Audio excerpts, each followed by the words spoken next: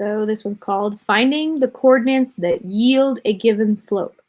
So we've already done a couple slope ones in this week's topics. So I have the video Finding Slope Given the Graph of a Line on a Grid, Finding Slope Given 2 points on the line. So those are two other videos we did on slope for this week. This is week 23 in IM 1. This may also come up in IM 2. But for now, I'm working on IM 1, so week 23. So this time they're going to give us the slope. They're going to give us 1 point, and then they're going to give us part of the other point. What we need to do is figure out what is missing. How do we get the slope that they're asking us to get? So first, let's write down slope. So slope, remember, is rise over run, which the formula for slope is y2 minus y1 over x2 minus x1. So remember, this 2 and this 2 refer to point 2. This 1 and this 1 refer to point 1. So this is the formula. So they tell us here the points -5r and 5, 1 lie on a line with slope -4. Find the missing coordinate r. So then we know the slope is -4. So instead of slope, we write -4 equals, and in this case, I'm going to write these over here. So these are our 2 points. And remember, this is x and this is y. This is x and this is y. We have 1, 1, 2, 2, because I'm just saying this is point 1, this is point 2. It's just a label. That's all the 1s and the 2s mean in this case when they're dropped down little like that. So we go to y2 and we get 1, and then minus y1, and we see r.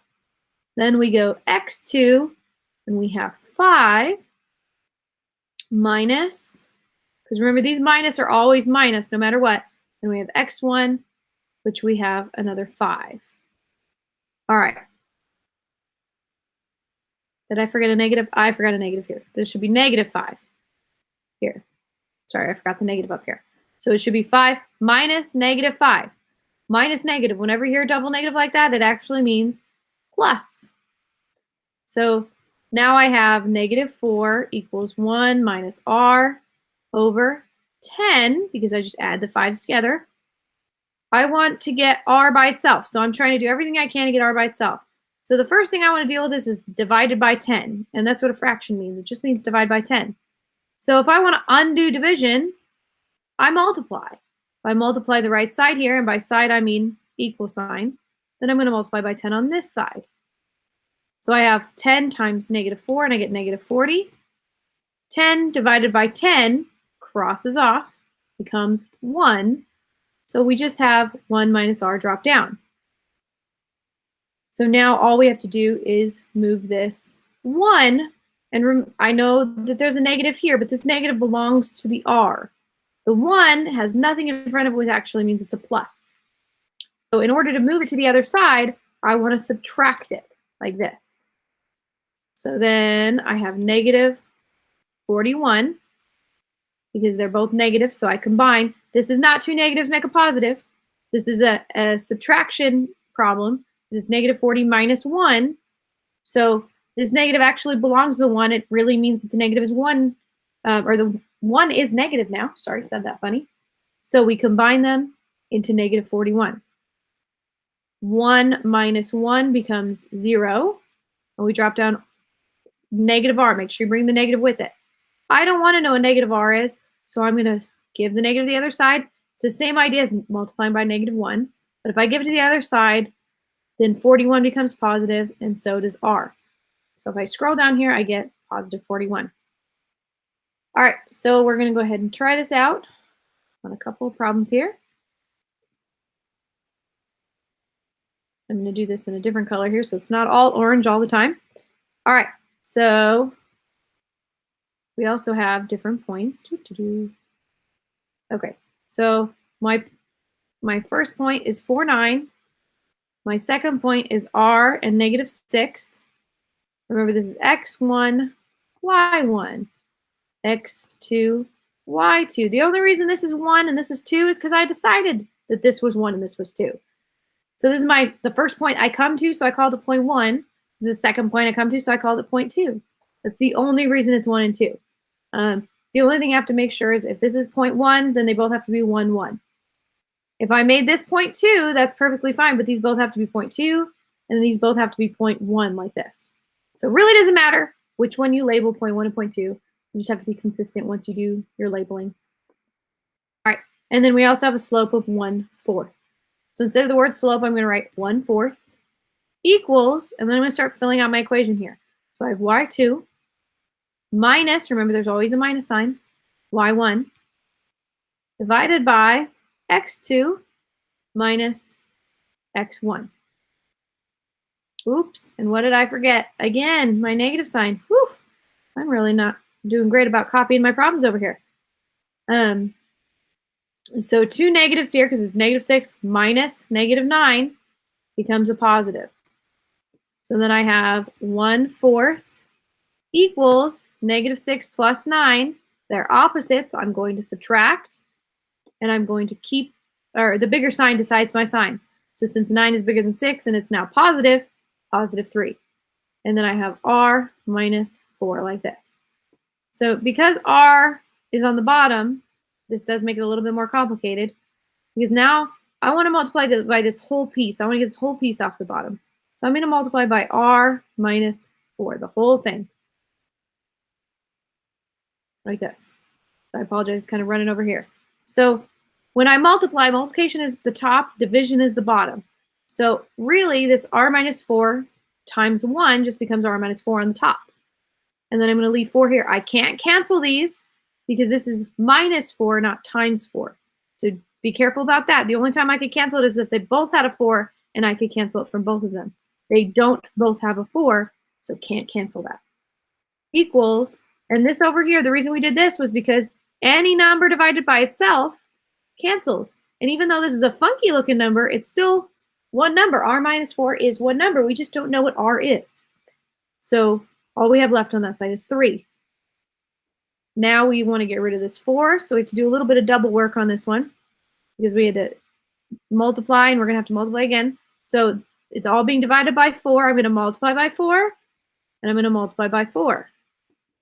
Any number divided by itself cancels, so I just have to end up with r minus 4 equals 3 times 4 is 12. And then my last step is to add 4 to both sides so that I can finally get r all by itself. So r needs to be 16. Woof! Kind of a lot of work on that first one. All right, so let's see. Hopefully the next one, we don't have to do that double multiplication part. All right, let's see. Switch this over. All right, so our points on this one.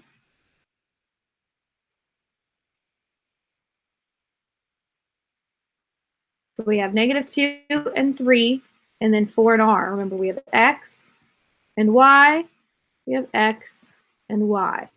All right, so we're going to start plugging it in. They also told us that our slope is 2. So we have 2 equals, because instead of slope, I'm putting 2.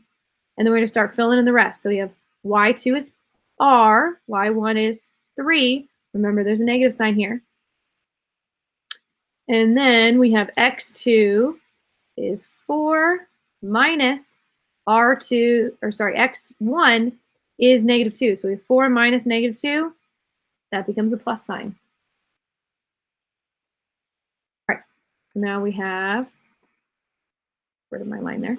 So we have 2 equals r minus 3 over, we have 4 plus 2, we get 6.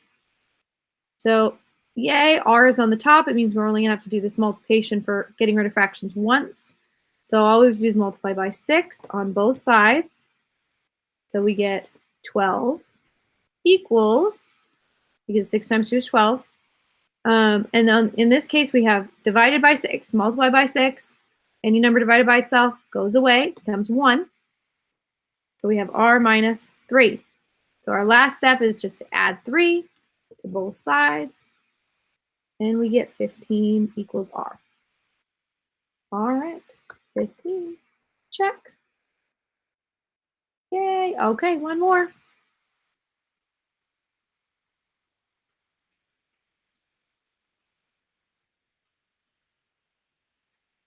I started to erase my formula up here on accident just a little bit. That's a 2 and the x, and then a 1. Okay. So let's go ahead and do blue. Why not? All right. I think I was doing blue anyway. All right. Here are our 2 points. So we have -1 and r. We have 15 and 7. And then our slope is 3/4. So instead of slope, I write the number 3/4. And then I'm going to start filling in my equation here. So we have x1, y1, x2, y2. It is helpful if you label them, just so that you know exactly where you're grabbing numbers from. So I have y2 minus y1, x2 minus x1. So minus -1. So minus negative tells us we make it a positive. So 3/4 equals 7 minus r divided by 15 plus 1 is 16. R is on top. Yay, we only have to do the multiplication once to get rid of the fraction here on the right side. So we're going to multiply by 16 on both sides. So this, I know, makes it look a little confusing. Remember, when you're multiplying across the top. Division is the bottom. So we're going to multiply 16 times 3.